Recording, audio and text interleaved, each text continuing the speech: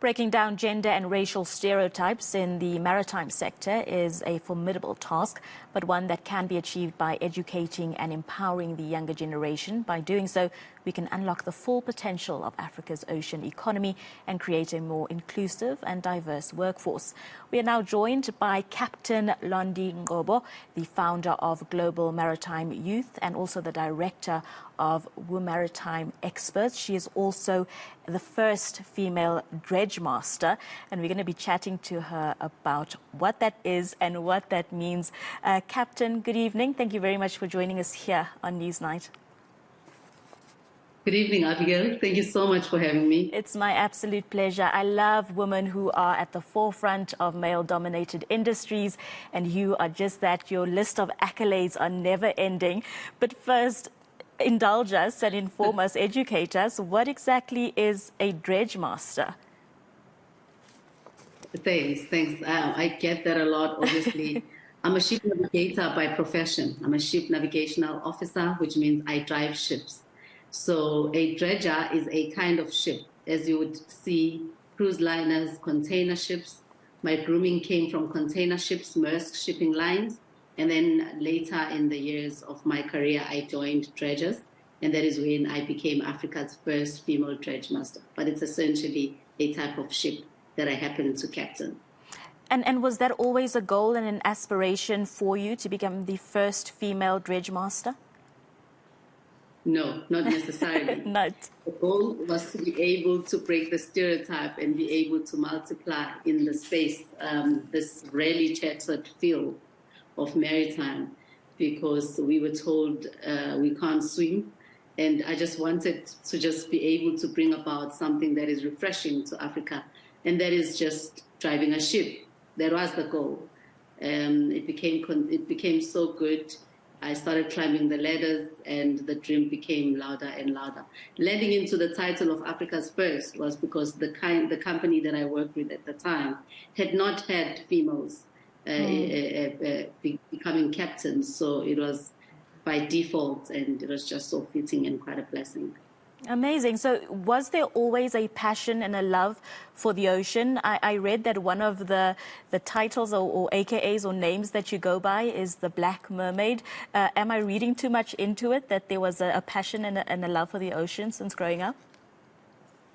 Absolutely. I think that because I had embarked on the subject when I was still in matric, in high school, I am a Pisces. So it was just a connection. When I needed to choose my subject, I said, you know what, I'm a Pisces, I belong in the ocean, let me just pick this.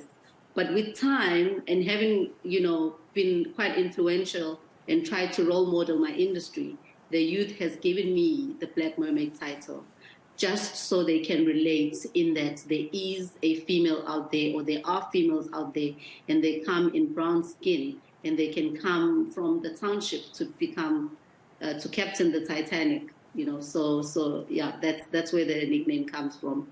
I love that, and I think it's so important for young people to see someone who looks like them, who comes from where they come from. It's so important to be able to identify with someone and realize that those goals and ambitions are achievable. So I love what you're doing, but you do a lot, as mentioned earlier. You also have an organization called Global Maritime Youth. Is this something where you educate young people on the maritime industry, and are we seeing that young people are actually interested in this?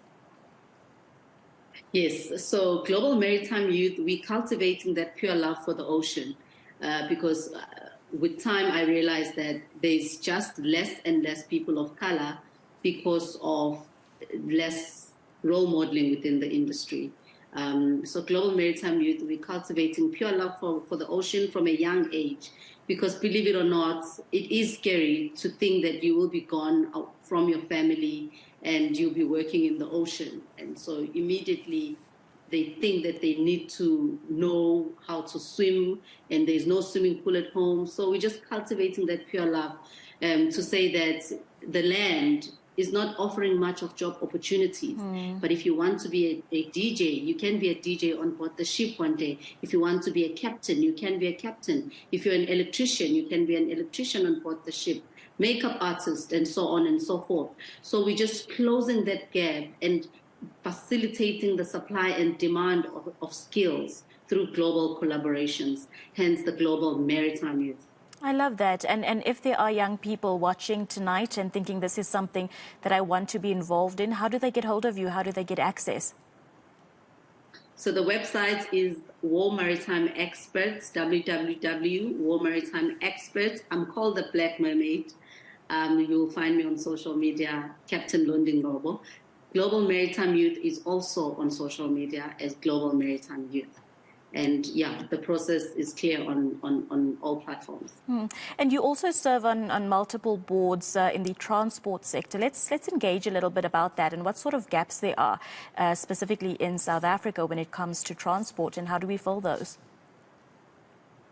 There's only 2% of female participation in my industry globally, and it's so unsettling.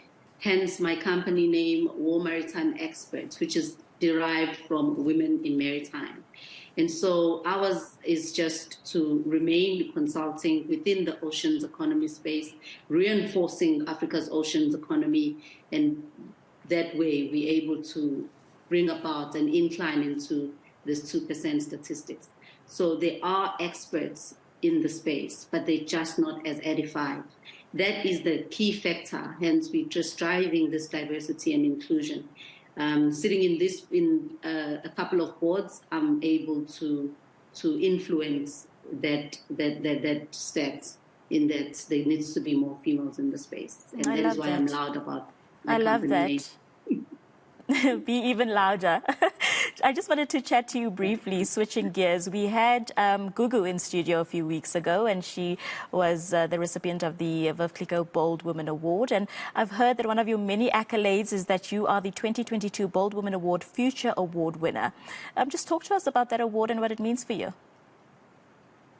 Oh, thank you for bringing that up. It's so special. You know, as a female in business, I had to leave my job as one of the as an executive in one of our SOCs, just to be able to contribute to the female participation in the space and bring about that incline within the space. It's not easy to drive your own company. It's not easy to try and be the voice globally, and so being recognized by other women and actually being titled bold is so affirming.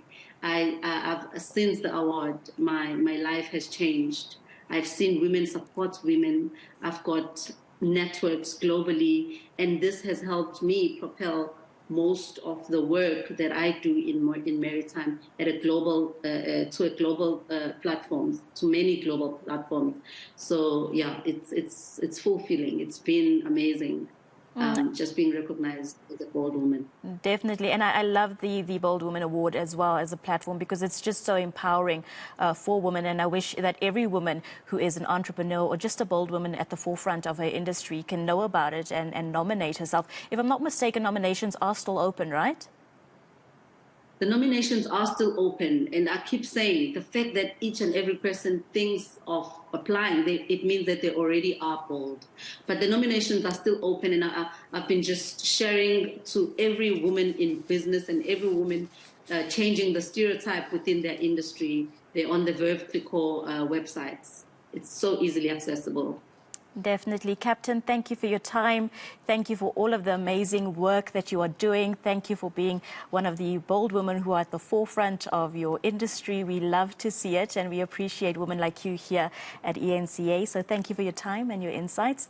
That was Captain Londy Ngcobo. She is Africa's first female dredge master. She is also a ship navigator, and she is a captain, a woman who is really doing amazing things. And it's an absolute delight to have chatted to her this evening. But it is